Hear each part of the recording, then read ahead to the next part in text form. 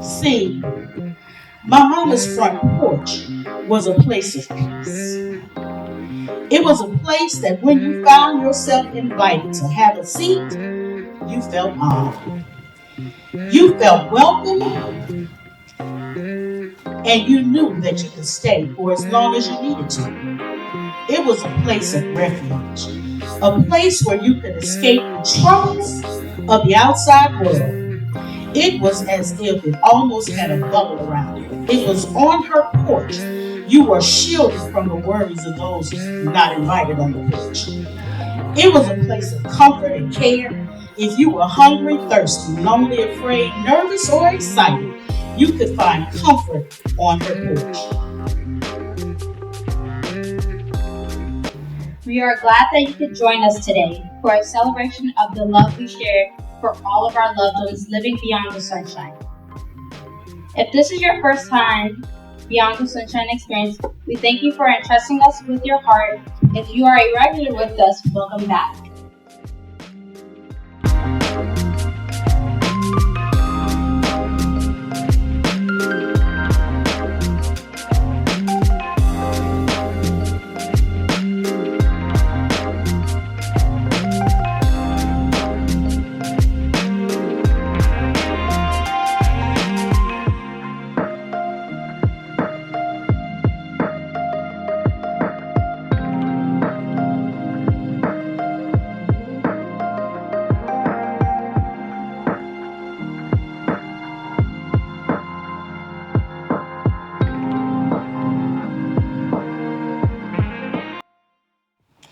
You see, many plans were made on her porch.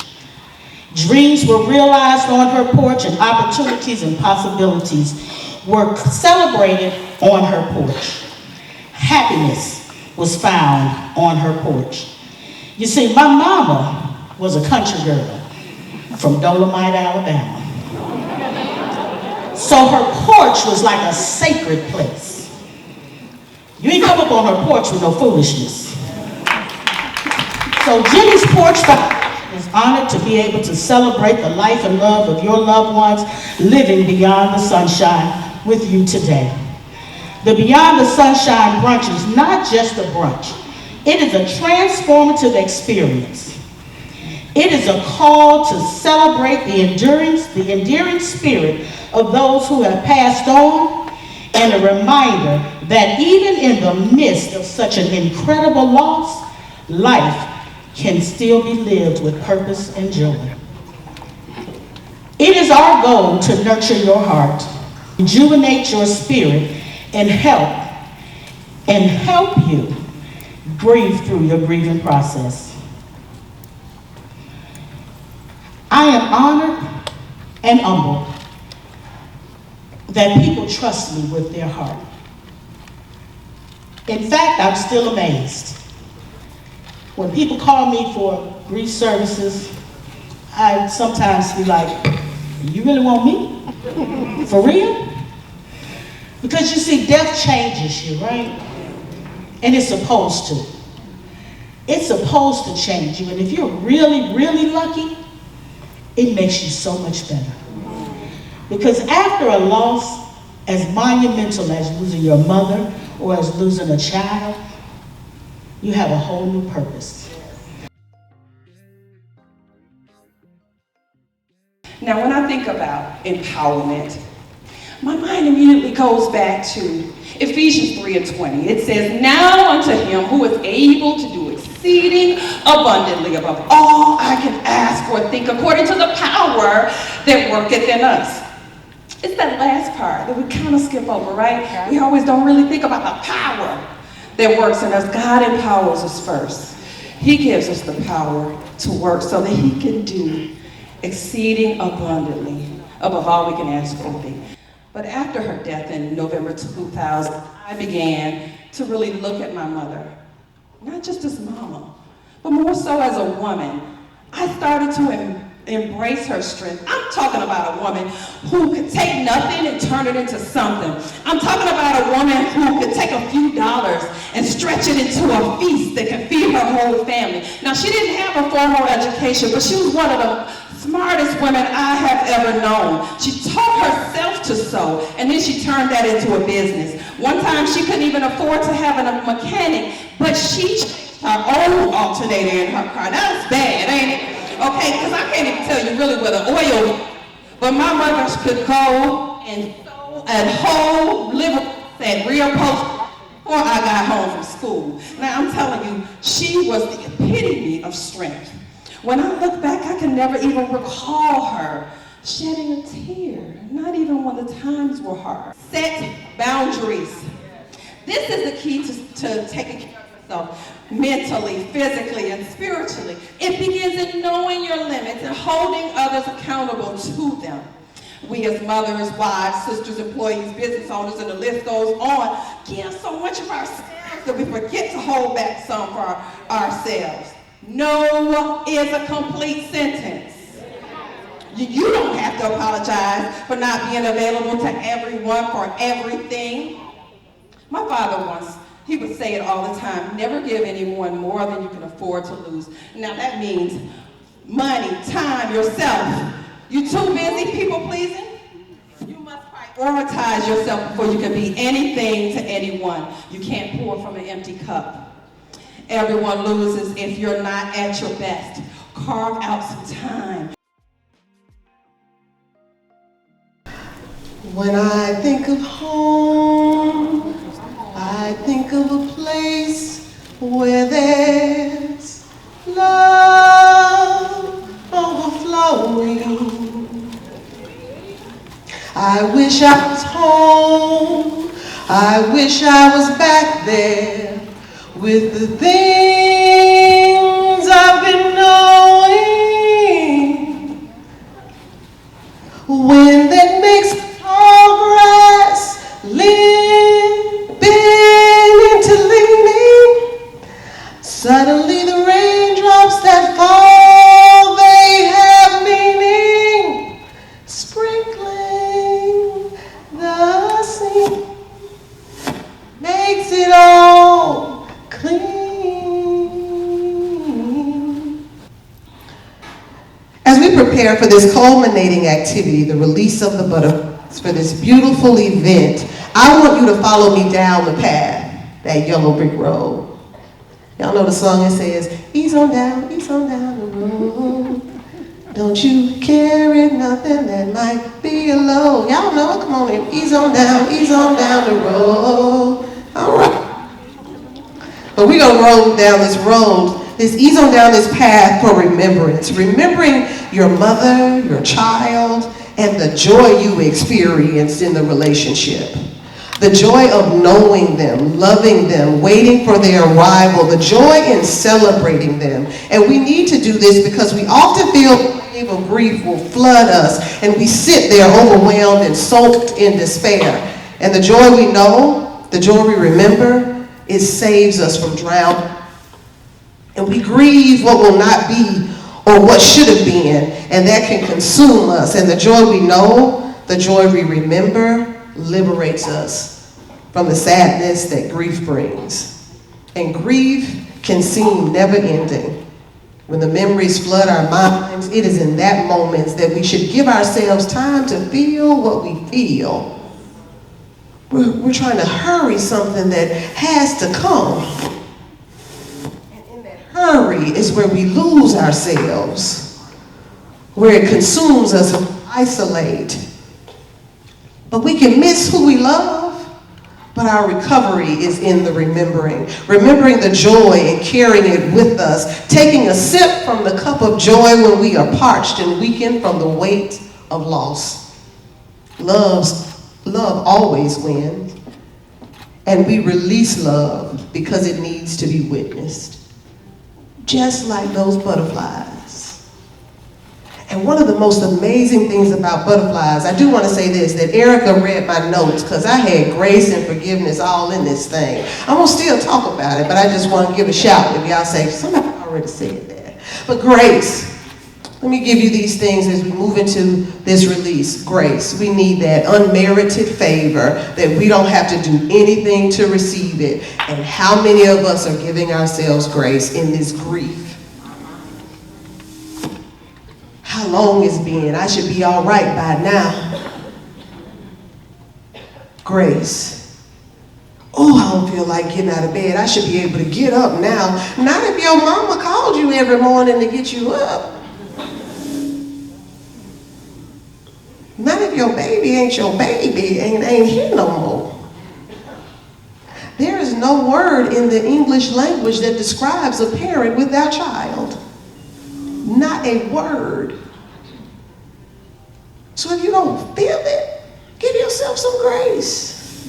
And you say, Tanika, how much? No. How much you need? Grace lets you get some on credit. You heard me with the K. Credit. Grace.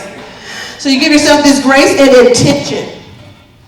That you are intentional about showing up for yourself, saying what you need. Being honest about these feelings that you have.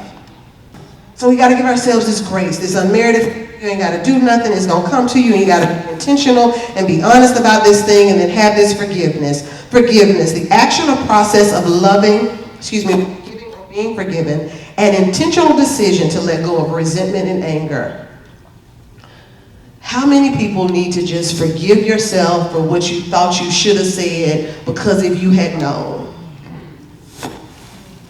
But all of that is fortune telling, and none of y'all in here gave nobody these lottery numbers when we was walking in. So let's just forget all about that.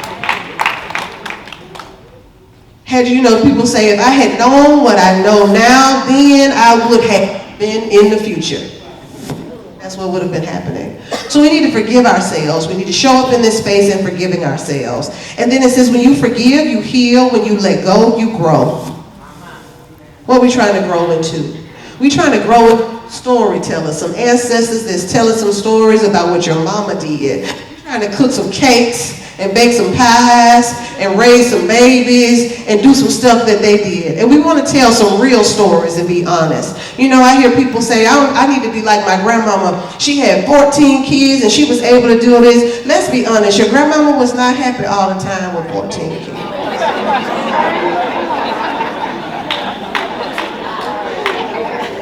Statistically speaking, she could not have been. She could not have been. She was good, but she wasn't happy all the time. I'm telling you. I'm telling you. So we got to be able to tell the truth about some stuff, because if we do that, then that allows us to show up in this space. I talk about that when we talk about this happiness, and the very last thing that I'm going to share with you is time. And time is defined by the infinite continued progress of existence and events in the past, present, and future regarded as whole. That's a noun, the noun definition. And verb, plan, schedule, or arrange when something should happen or be done. We need to give ourselves time. Time, and what does that mean? How much do you need? And we don't know how much we have. We only have today. We only have today. When Erica said, take out your phone, is it anybody that you need to forgive or you hadn't talked to? I was like, and then thankful, there is nobody that I think I need to say I'm sorry to. Now, I don't know if it's somebody believe I need to. But she asked me about me, and there was nobody I could think of. In all fairness and honesty, I'm being really serious, and in part because I've been very intentional about that as well, because I only have time. And now I'm on the other side of 50. I used to round up to it, and now, I'm 50-something. 50 plus 1 in some months, I'll be 52. But we need to do about time, because the thing is that somebody will tell us in our grief how much time we need. Erica told her story, 24 years that her mother has left her unexpectedly, with no announcement, no plan, nothing. But that's what they say time is, planning and scheduling. How it can be that and then show up and do that too. So when somebody say how much time you need, all of it. However much I got, all of it. And we need time, because time is going to take us to get to the other side, to be representative of the joy that we experience, to have remembrance of the love. The same thing that's going to happen with these butterflies. It took time. And if you know the story of the butterfly, that metamorphosis and change, that butterfly comes out as this little funny looking caterpillar, right? And every caterpillar does not turn into a butterfly, okay? But that caterpillar comes out and it has a mission.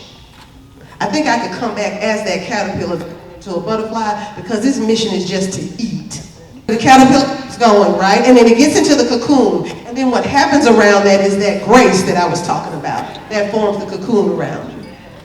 You get that grace and you start saying, I'm okay with being tired. I'm supposed to be tired. For the last 40, 50, 20, 10 years, I've had this person telling me and holding me, and I don't have it anymore.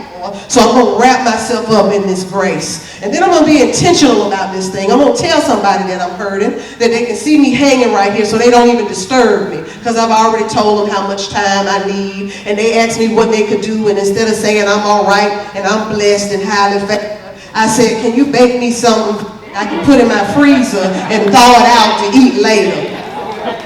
Right? I was intentional about that thing. Right? And then I forgave myself for the time that I didn't call them and tell them that I was sorry because I really wasn't sorry. That's all right, y'all. Now, don't take everything that I'm saying and be like, she told me that. If you don't agree with it, that's all right. But sometimes we're not sorry because that goes back to the grace.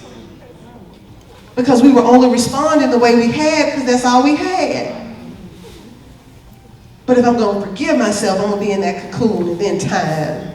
Because what happens is, if the butterfly, if somebody comes and disturbs that and moves that cocoon too fast, guess what happens?